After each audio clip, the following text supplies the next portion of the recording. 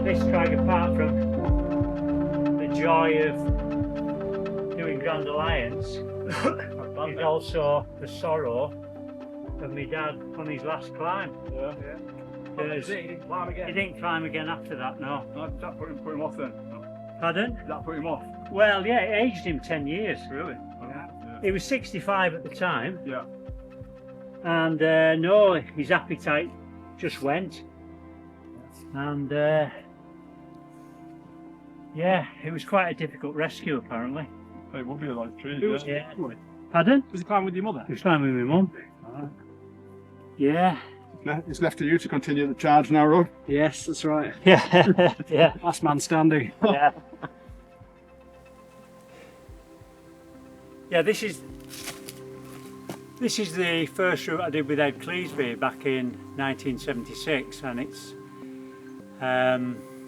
it's my line and I cleaned it, so it was my lead because they were the rules then. And after we did it, Ed thought that me and him climbing together would be a good team, so we called it, or he called it, Grand Alliance. So it starts up this rib, which ain't easy. Yeah, and still pretty dirty. Anyway, that's the way it is.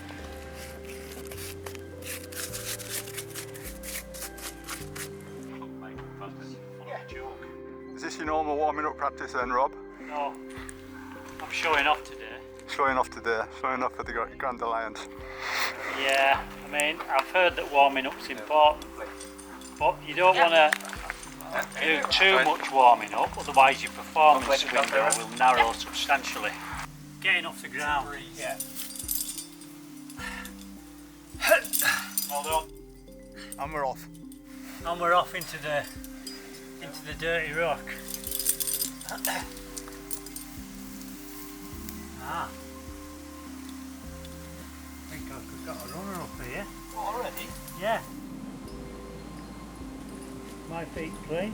Yeah, that one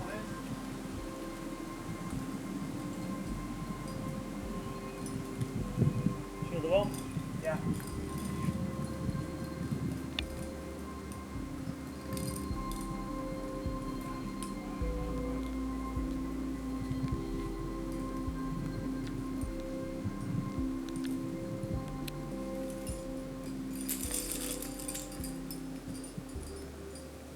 Oh, I can get one round here.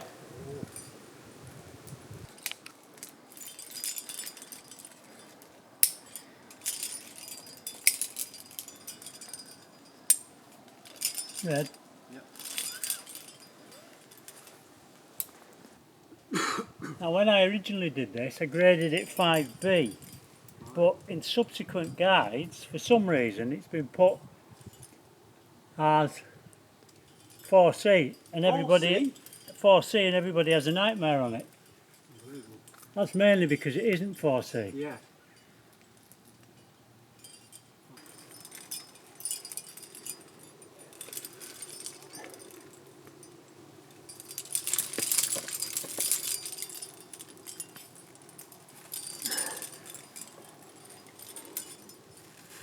Bloody hell. 4C?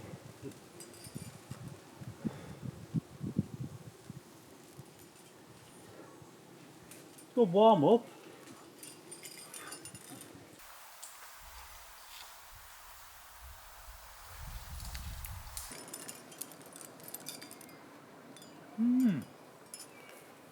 Good pitch. A lot better than it looks.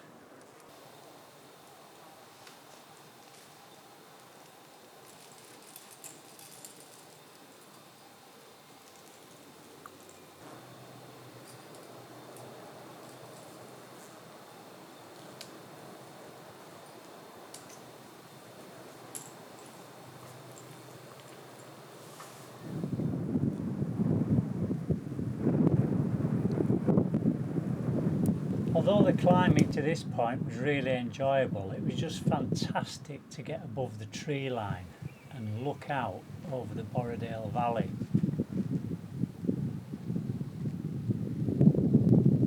It just seems incredible that after 7 several droughts throughout the summer, everything is so green, so verdant, absolutely brilliant.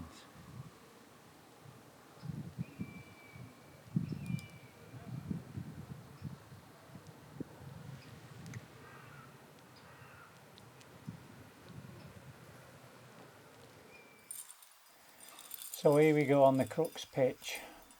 I must admit I'm feeling really nervous. I can't remember the last time I did an E4 in the lakes, and it just seems that I'm totally out of practice and not particularly fit. And I could tell that with this first little steep section, which is a bit awkward, but it's like the older body doesn't like moves that once upon a time were straightforward, and even the camera's struggling to get in focus as they do this difficult rock over up to the start of the traverse.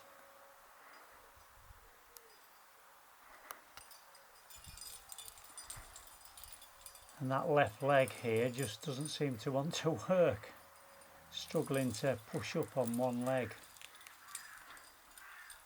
Well, I suppose that's just an aging body. Get used to it, boy. So there's a good runner up under the roof, and this is the roof of a hard E2 called Vertigo, which goes straight up.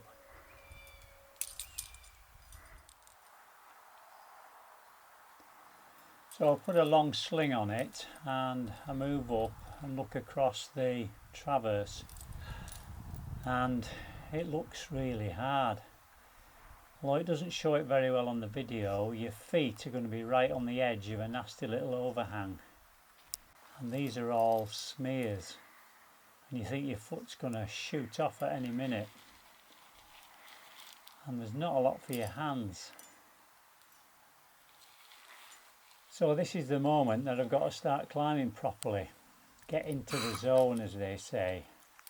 Forget everything else, forget your age, forget your lack of practice, and get on with it.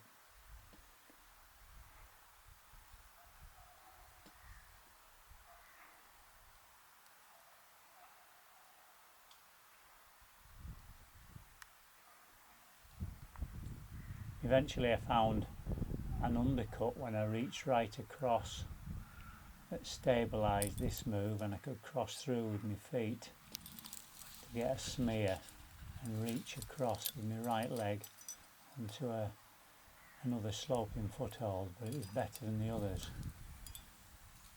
And then you can compose yourself here while you get a couple of runners in.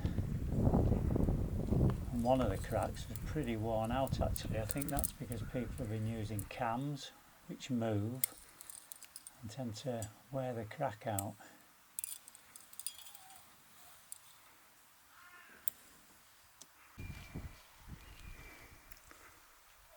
There's just enough for your hands and smears for your feet, so you're not hauling across on good holds, you're having to use technique, and it's really absorbing. I've forgotten how great the climbing was.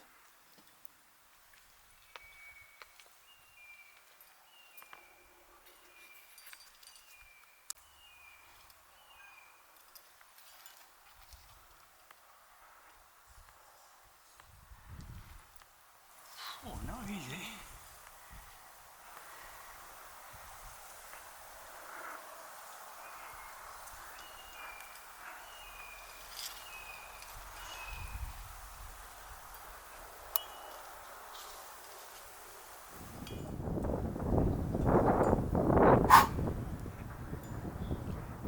It's quite nervy, that.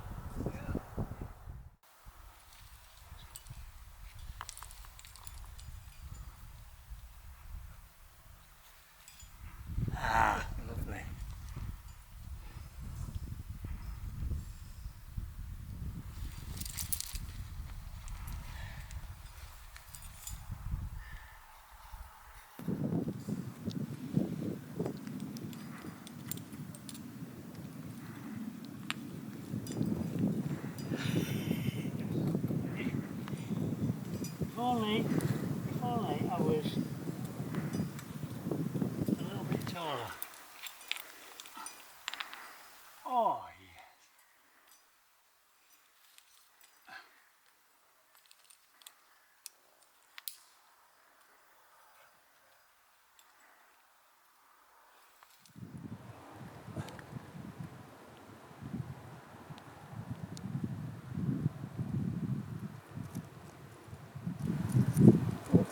technique, move the runner up.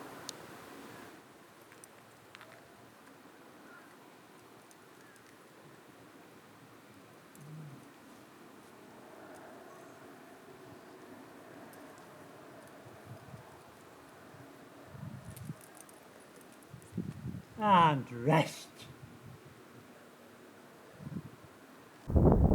I'm really starting to relax into the climb now, and I'm in my total comfort zone, which is the off vertical.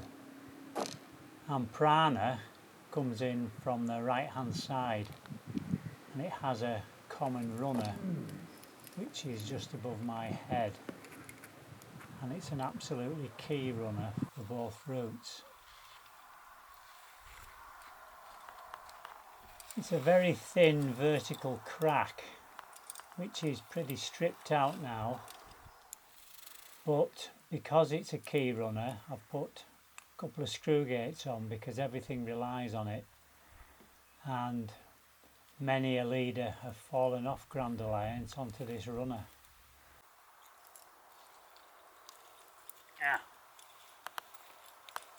You know, sometimes you're looking at marginals and right in front of your face is a stomper.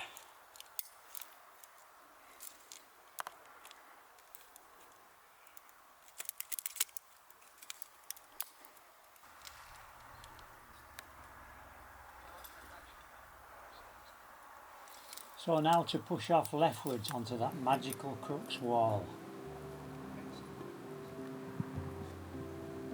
I've left the camera angle looking down because it seems to give a better impression of the technical delights and intricacies involved.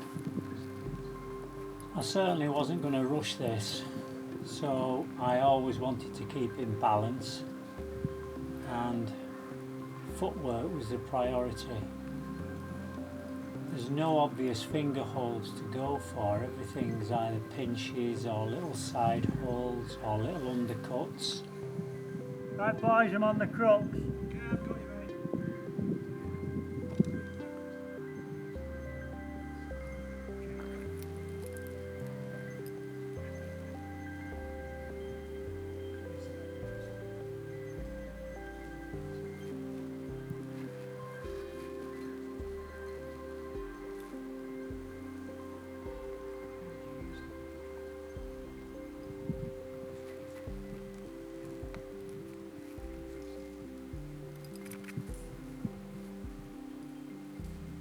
It's a real exercise in climbing upwards but looking down, looking for those vital footholds.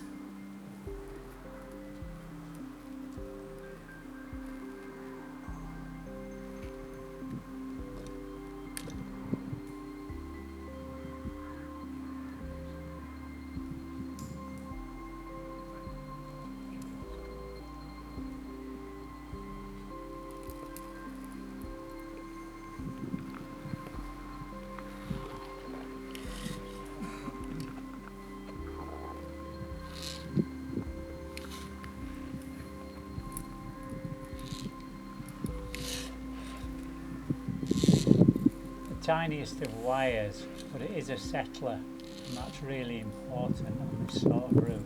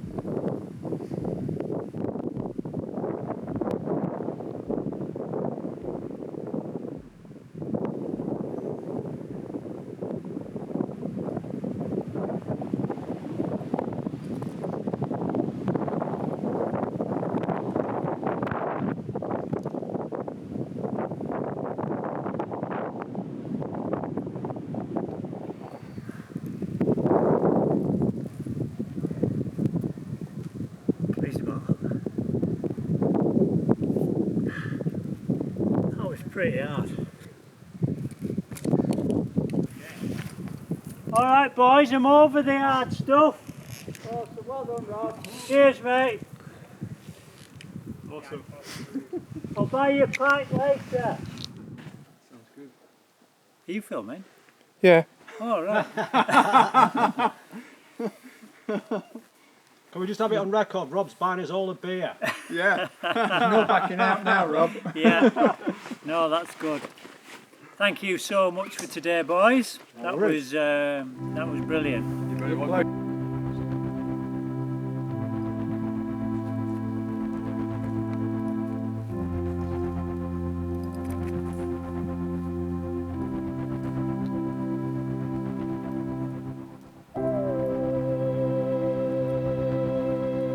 No pressure.